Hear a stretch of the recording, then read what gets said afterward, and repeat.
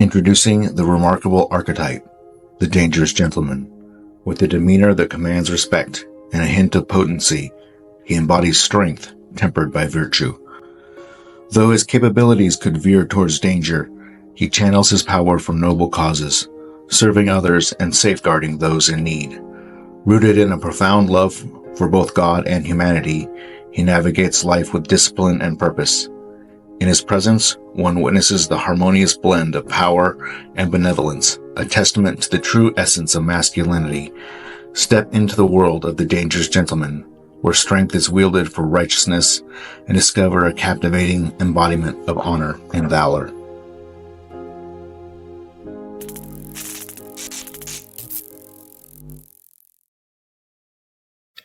Greetings and welcome to Storytime with the Dangerous Gentleman. Again, I'm the Dangerous Gentleman. No, I did not give myself that nickname, but I certainly did earn it. Most of the stories I tell are about things that have happened in my distant or moderate distant past. This time, I'm probably going to use the most recent story that I've ever used, and it actually occurred over this last weekend. And it turned out to be a pretty powerful story for me, a big turning point. I had a big aha. So I've been a part of this online chat group called Be Regenerated. It's a group of Christian guys who are looking to improve themselves physically, spiritually, mentally. And we've done we have like workout discussions. We talk about theology. We talk about nutrition. We talk about a whole lot of stuff. And it's a really good, really solid group of guys. This last weekend, we had our first retreat, where some of us were meeting for the very first time. Some of them have met before, but this is the first time in person that I've been meeting them. And so it was a really good time. So I drove up to Coeur d'Alene, which is about a 3-hour drive from here. And we were going to do things like work out. We were going to talk about nutrition. We were going to smoke some cigars to pipes and stuff like that. We're going to hit the gym, and we're going to go on a hike, and we're going to go to church and eat some food and stuff like that. So I was really looking forward to it. Plus, it was the first time I really got my new car out on the open road,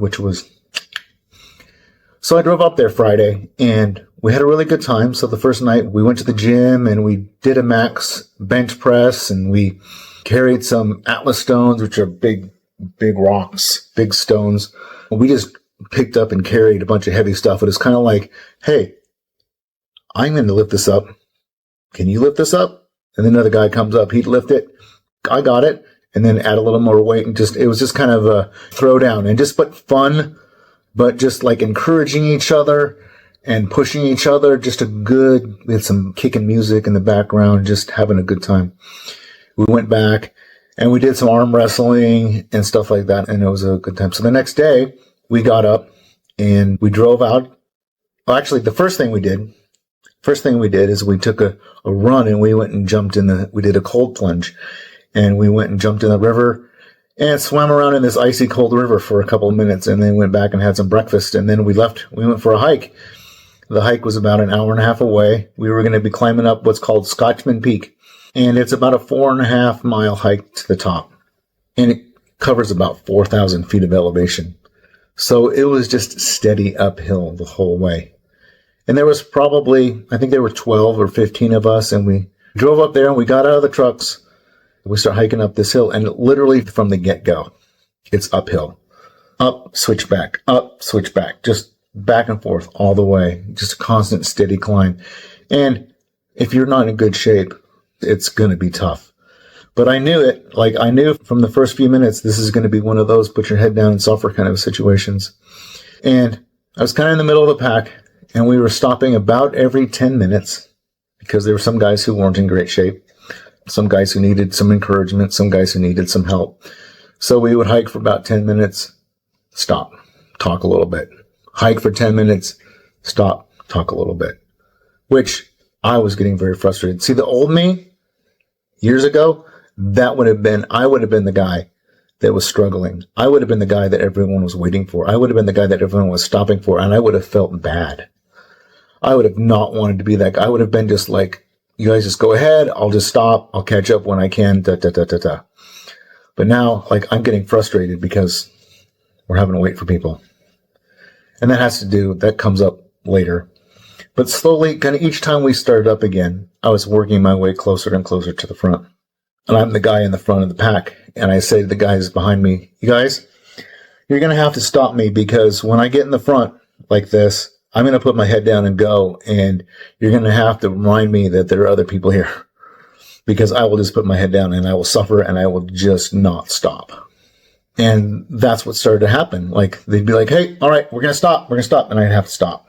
You know, I'm one of those momentum guys. Once I get going, I don't want to stop. I don't want to slow down. I may not be the fastest guy in the group, but I'm just going to keep going.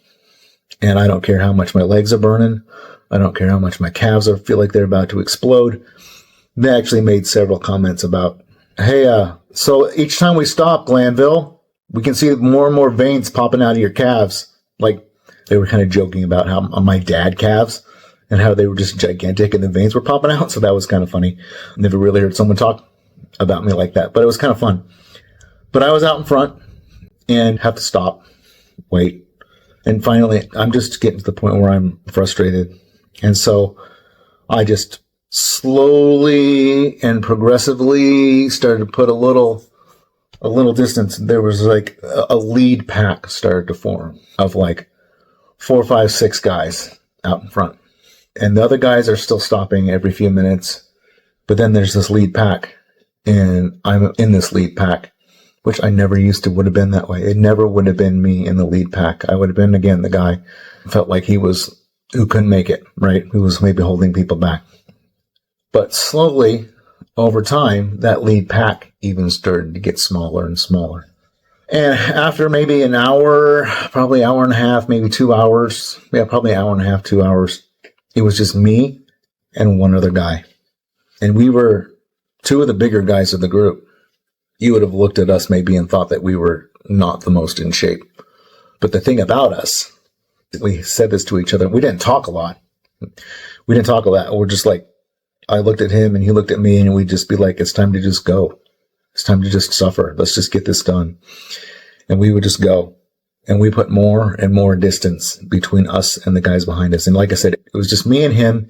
And there were a couple of the other young teenage guys who kind of doing their own thing. And we were hiking for a while. And then we came out at one point. We kind of come up over this crest, and there's this big, wide open spot. And now, like, you can see way out. Because up until then, we were in the trees, right? You couldn't see very far. But we come out, and we're sitting on this big rock outcropping, and we can see over this valley. And it's like, wow. The view was spectacular at that point. And then we both kind of just went, it's stuff like this, when we get to see this, when we get to see God's creation this way, that makes all that suffering and all that we just went through worth it to get to this point. But we also knew that that wasn't the final destination. So we sat there and we enjoyed the view for 30 seconds to a minute. And then it's like, it's time to go. And we just kept going.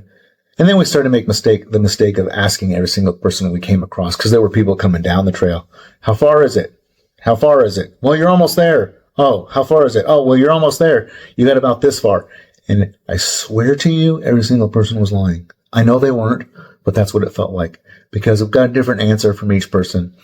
And we got to this one point, this group of 3 people said, I'm just going to warn you, the next quarter to half a mile is absolutely brutal. Because it was like this. And it wasn't switchbacks. It was just like this. Steep. And it was just like, I looked at him and was like, we're going to get to the top of this part. And we're not going to stop until we get to the top of this. We just went. It was like my calves were burning. My lungs were burning. Every single part of my body was on fire. But we got to the top of this steep climb. And again, we came to another one of these spots where we could look out over the valley. And it was like, again, this is what makes all of that worth it. This is what makes all of that worth it. So again, a few minutes, and then we just kept going. And we came across a couple of guys, and they said, well, if you're about a mile and a half away, and the whole mile to a mile and a half away, and the whole hike was supposed to be like 4.5 miles. We're like, oh my gosh, this feels like we've gone so much further than that. We should be almost there, but like it's another mile and a half. But they said, when you guys get to the top, trust me when I tell you, it's one of the most amazing views you'll ever see. And there's mountain goats. So we just kept going. Again, we just kept going. And I was a little bit ahead of the other guy, and again, put my head down and just was going. And at one point, he's like, hey, hey. And I turn around and look, and he points off into the trees. And here are these, there's this family of 3 mountain goats. Big old mountain goats, maybe 20 feet away from us. And I would have missed that because I had my head down and going. And that's one of the lessons is sometimes it's okay to put your head down and go. Every once in a while, lift your head up and look around. But he had to remind me, and that's why it's good to have other people with you sometimes, because they'll remind you, lift your eyes up, look around. Again, worth the view to see these really cool mountain goats. I caught a couple pictures of them. I'm going to try to include them, and so you'll get to see what those mountain goats look like. But we were really close to the top by that point. We kept going a few more minutes, and then we come out, and we're above the tree line, and now it's just we're traversing rocks up for the rest of the trail. And we get to this summit, not the summit, but this is the top for us. And we figured we were just we had blown all our energy to get to this point. So we were done. And we sat down and we waited. And the guy had a drone. He had carried a drone all the way up there. And he spent probably 20, 30 minutes trying to get this drone to work because he wanted to get some cool shots of us and the mountains and the view. And yes, the view was absolutely spectacular because now we're up above every peak. We're up above every tree, and we can see now 360 all around us. We're at 7,000 feet, so we can see the river, we can see the valley, and we can see all these cliffs all around us, and it was gorgeous. Every single time I see something like that, it reminds me of God's creation and just how amazing He is, and everything that He's given us to look at and to see and to remind us of how amazing He is. So we spent a few minutes. We spent quite a while up there, took some pictures of the mountain goats. Again, I'll try to get those included. We kind of figured that the rest of the group, the other dozen or so people, had gone up part way, and then they had just decided to go back down. So we figured we were just up there. We were just going to chill out for a little bit and then head down, and we figured they'd be waiting for us at the bottom. And so we just hey, we're just going to spend a few minutes up here. After a while, he finally got his drone. It probably took him 30 minutes to get his drone going. Again, first world problems. We're sitting on the top of 7,000 peak and he's trying to get a drone working. And then he got it flying and it's pretty amazing footage. And then it crashed. And then we spent the next several minutes looking for it, which it's sad part of the story. We never found it. We looked for probably an hour. But while we're looking, all of a sudden we see right down at the bottom where we had come out of the trees and in onto those rocks, we start to see the rest of the group start to pop out. And we're like, oh, they did decide to come all the way up. They were probably an hour behind us because we had probably been sitting there about 45 minutes to an hour now. We beat them to the top by that much. Also, I'm ready to go down. All my energy is gone. I don't have time. It's in my head that I want to get down. But now everyone's getting in my way. Everyone's messing with my idea. Everyone's messing with what I want to do because now I want to go down. And now I feel obligated to stay up there and hang out, which I did. And I shifted my mindset a bit and I enjoyed hanging out with the guys at the top. And I found this really cool flat rock. It was in the shade, so I leaned back up against it. And because it was in the shade, it was nice and cool. And it was I didn't tell anyone else about my nice cold rock.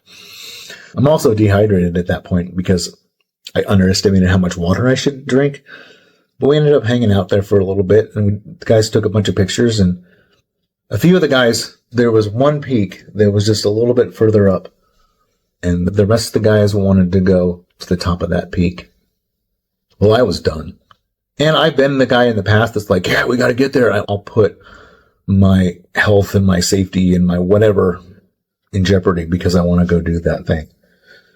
Not this time. Wisdom that got the hold of me because I was feeling a little unsteady on my legs and I knew we were going to be climbing high, and I don't do well with heights. I start to get dizzy. I start to feel unsteady on my feet and I start to trip. And I knew that if I went up there, that was going to happen even more. So me and the one other guy that made it up there to the top, and ironically enough, the guy who was having all the trouble on the way coming up, us three decided that we were just going to head down and the rest of the group was going to go up to the top. And so we take off, and we're going and come across more mountain goats literally in the path in front of us. The mountain goats were cool. Like I said, I'll throw some pictures in. Anyway, so 3 of us come across some more mountain goats. Now we're going downhill, so we're going a lot faster, and it's not putting my head down and go like it was on the way up. Now it's lift my eyes up and get down to the bottom as quickly as I can. So I take off and I just start going. And at first I'm stopping and I'm waiting for the other guys. And then at one point I just get it in my head that I just want to go. I just want to get down. And so I take off and I'm not waiting for the other guys anymore. I'm just going to go down. I'm going to get down this hill, get down this mountain as fast as I can by myself. And I start to go. And as I'm going, God's talking to me. It's like, Andrew, why is this such a big deal to you? Like, what's going on in your brain right now? And I started to really think, why am I charging out here in front like this? Why am I like exerting this, all of this energy, all of this passion, all of this aggressiveness to get down to the bottom of this mountain? And I started to think back to all the times when I was younger, when I was a little kid, when I was an older kid, pretty much every moment in my life where there was opportunities like this, I was the guy at the back of the pack, holding everybody back. And feeling like shit, feeling terrible, not just physically terrible and emotionally terrible because I just can't do it, but also because I'm holding everybody back, because I'm the one that everyone is waiting for. And I don't like that. And I grew up most of my life like that. But over the last few years, I have become very much not like that. I am often leading the pack. I am often the one who is charging out in front. I am often the one who everyone else is following or trying to keep up with. And so here I was going down the mountain with these 2 other guys, and they can't keep up. If I decide to just go, they're not going to be able to keep up. I'm having this inner battle with myself. There was a part of me that's telling me, Andrew, the lesson here for you to learn is to slow down. It's not about pressing out in front all the time. It's not about always trying to show people who's boss. It's not always about showing people the beast mode that you have. It's not always about that. Just because you never had that and now you do, it's not time to show off. It's not time to push that. Sometimes it's about relationships. And sometimes it's about humbling yourself. And sometimes it's about so much more. That is combating still with that part of me that wants to prove myself again. Part of me still wants to do that. Part of me still has this deep desire that's combating the shame from all those times when I was a kid. And so this conversation went on for a long time. And I know I'm putting more and more distance between me and these 2 other guys. I'm wrestling with myself. And I remembered the scripture, one of my favorite scriptures over the last couple of years. It's in Romans 5:3-5. So it says to endure suffering, because suffering builds character, and character builds hope, and hope will not be put to shame. That's what it says. Paraphrase, I might be off a little bit on that, but basically it's talking about enduring suffering to build character. Character builds hope, and hope will not allow you to be put to shame. So enduring suffering is what allows you to overcome the shame in your life. And so I started to think about this scripture and how, like, I had just endured all that suffering to get to the top of that mountain. I had endured all the suffering to get to the top. And now here I am charging down this mountain, combating shame, because I was still fighting the shame, right? I was still fighting the shame from when I was that little kid or that teenager who felt unworthy in all those circumstances and situations that he was in. But now I've endured suffering, and that suffering has built character, and that character has built hope. And now I don't have to worry about shame. I don't have to overcome that shame anymore, because that's not me anymore. And so I'm thinking about this, and I'm thinking about those 2 guys behind me, and I'm thinking about the trail ahead. And just at that time is when we came to that first spot that I was talking about, where we came out of the tree line and we were looking out over the valley. And I was like, I'm done.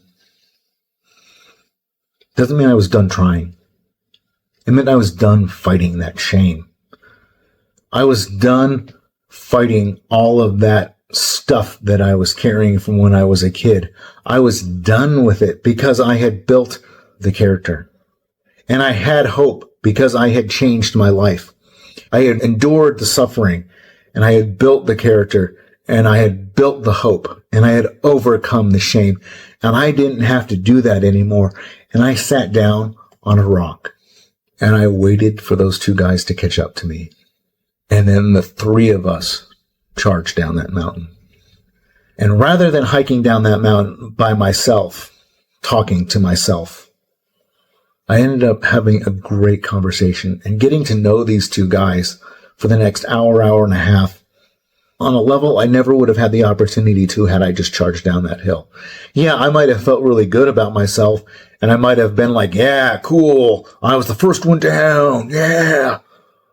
But I wouldn't have built even more character, and I wouldn't have built the relationships, and I wouldn't have gotten to know those two guys, and I wouldn't have gotten to know myself, and I wouldn't have realized everything that I had overcome, everything that I've been building up to this point in my life, and everything that got me to where I could endure that suffering and to build that character and to overcome that shame that I had just done over the course of the last 5-6 hours. And it ended up being a very powerful moment for me. And that's why I wanted to share this story. Like I said, it happened 3-4 days ago. And I've been thinking about it off and on. And just now, as I'm sitting here thinking about it, it's all just hitting me more and more how powerful of a moment that was, that hike, that whole experience, because it all kind of led up to that point. And I'm not walking in that shame anymore. I'm not walking with all that weight on my back anymore. I don't have to be out in front. I don't have to be charging ahead, and I'm not going to be pulling up the rear either. I'm not going to be either one of those. I am going to live my life to the fullest, and I am going to continue to suffer when I need to, and I'm going to continue to live and to overcome shame because of the power of suffering that Christ has given us, because of the power that the Apostle Paul wrote in the book of Romans. We know he suffered. We know he went through terrible hardships, and he became a better man. And so that's my message. And for me, it was about that endurance and putting that shame behind me, because I'm not that person anymore. It's there for you. It's there for me. It's there for any of us. So I hope that encouraged you, because it certainly encouraged me. And I hope the rest of the guys that were there get a chance to hear this, because I hope it encourages them too. All right. I'll talk to you later. So if you like this content, please give it a rating, a review, and share it with your friends. Also, if you'd like to learn a little bit more about me and what I'm all about and what I can maybe do for you, check out my website at thedangerousgentleman.org. That's thedangerousgentleman.org. Thank you for listening.